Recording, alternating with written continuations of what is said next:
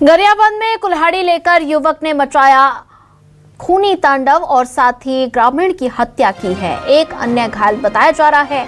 शोभा थाना क्षेत्र के पिंडरा गांव की घटना सामने आई है।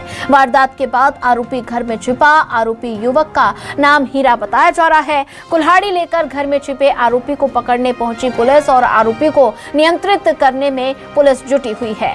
मौके पर भारी पुलिस बल भी तैनात नजर आया है। पूरा मामला गरियाबंद से सामने आया है। पिंडरा गांव की घटना बताई जा रही है। एक ग्रामीण की हत्या, एक अन्य घायल बताया जा रहा है। शोभा थाना क्षेत्र के एक पिंडरा गांव की ये घटना सामने आई है।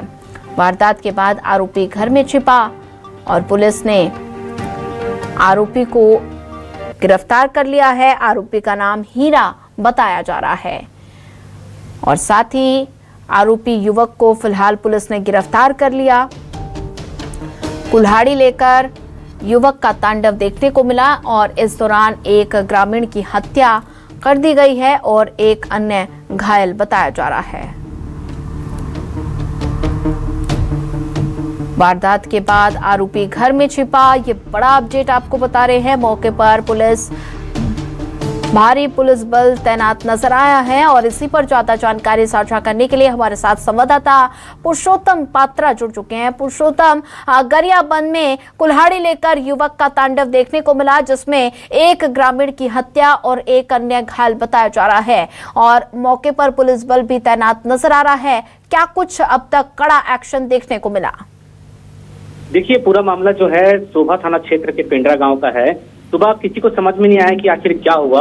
एक हीरा नाम का एक शख्स है जो गांव के रहने वाले एक 32 वर्षीय एक युवक को उसने ताबड़तोड़ हमला करके गर्दन में कई वार किए और उसके मौत के घाट उतार दिया। बीच बचाव करने एक और शख्स वहां पहुंचा, लेकिन उसको भी हत्या करने का प्रयास किया गया। वो भी घायल है और जिसकी सूचना फिर ग्रामीणों ने पुलिस को दी। सुबह पुलिस मौके पे पहुंची और पुलिस के पहुंचने के भनक लगने के बाद आरोपी हीरा जो अपने आप को एक कमरे में बंद कर लिया है। बंद करने के बाद जो है पुलिस वहां एक के बाद एक टीम पहुंची है। जिला स्तर से भी काफी बल बुलाया गया है। जिस तरह से उस युवक के सर में खून सवार है, उसमें एहतियातन तौर पे काफी सुरक्षात्मक ढंग से पुलिस इस पर कार्रवाई कर रही है।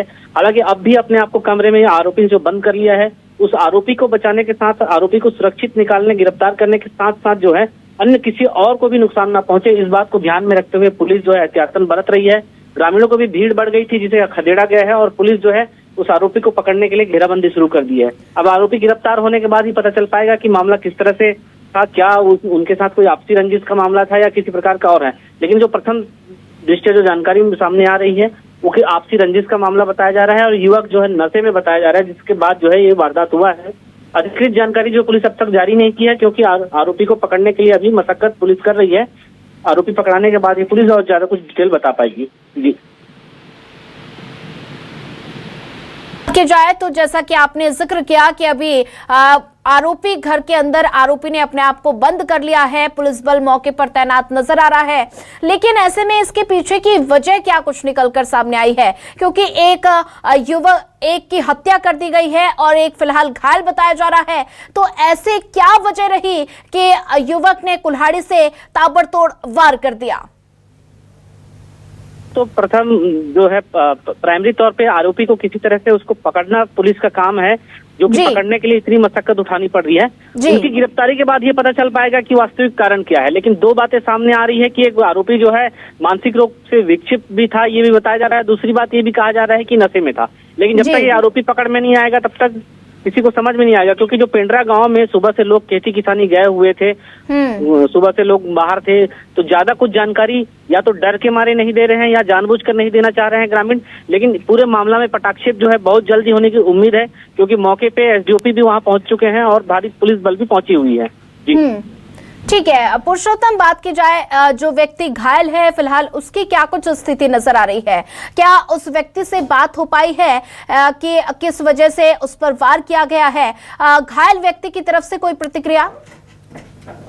देखिए, घायल को पुलिस जैसे सूचना मिलने के बाद उसे तत्काल अस्पताल ले जाया गया है। उससे ज्यादा कुछ जानकारी नहीं मिल पाई है, क्योंकि उसको भी टाँके लगाए जाएंगे, इसलिए पुलिस जो है बार बार उससे बात करने के लिए भी रोका गया है।